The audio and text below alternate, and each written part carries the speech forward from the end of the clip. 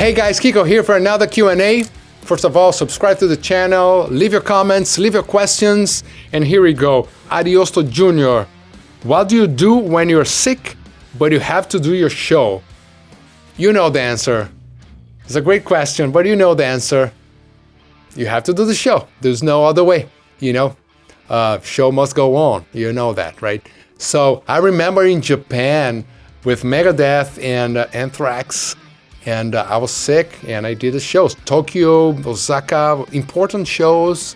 I was coughing, I had fever, and I did a show. Sometimes like you go and, hang, you see like guitar players like hanging with the drummer, just, giving the back to the audience, and then maybe using this moment to, cough or something, I remember also with Angra years ago, I was so like sick, high fever, and then just remember like going straight from my bed, straight to the stage. I didn't sound check, didn't see the guys, just went straight to the stage, play the show, just counting, the minutes, like I need to go back to my bed.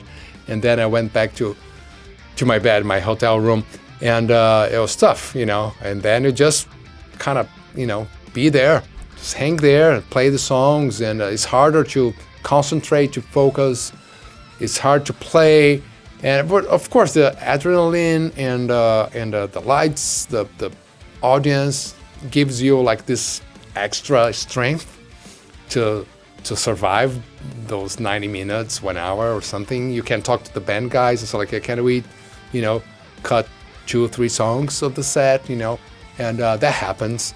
And and you do the show, The next one here from Kenneth Bergner. How much of your Megadeth show is pre-choreographed as far as all your movements on stage, and how much showmanship do you add to your playing? All right, so let's say some songs, let's say Dave starts singing in a different microphone, not in the center one. So this is pre-established, right? Because the monitor guy needs to know that, the front of house guy needs to know that, the light guys, they need to know that.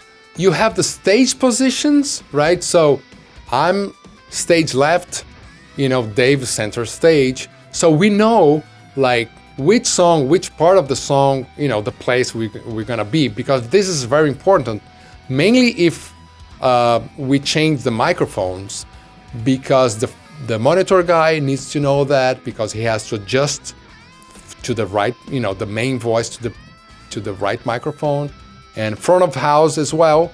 The light guys, they need to know, where the main theme, right, the main person is a guitar solo, is the vocals, is a drum fill.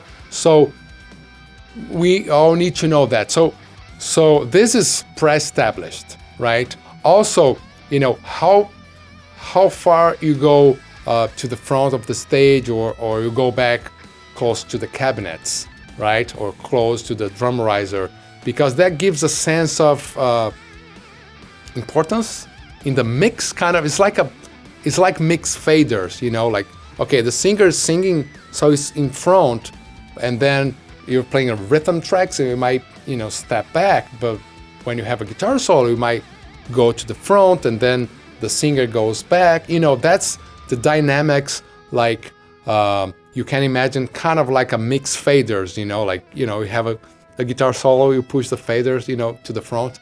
So this is all pre-established, but if you're asking about hand movements, arm movements, leg movements, this is your style. You have to play and feel how you would move to that specific part, I would say, and then you create your own style. And you can, of course, watch videos of other performers. You can learn. There's a lot of techniques, a lot of things you can be aware of. So that's another long subject, but so it's a fun thing to create your own style, to figure out the way you want to be perceived by the audience, and things like this, the energy you want to add to the song using your body. I think this is a great topic to talk about So let me know if you guys want to know more about this, and of course, I can talk more about this stage performing concepts and things like that. This is from Roger.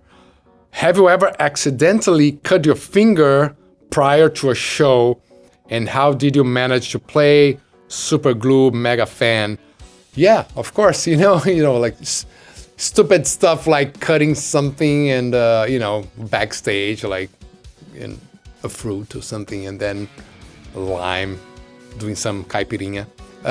No, I don't do it. Yeah, it might happen, and then super glue, man, and just do it.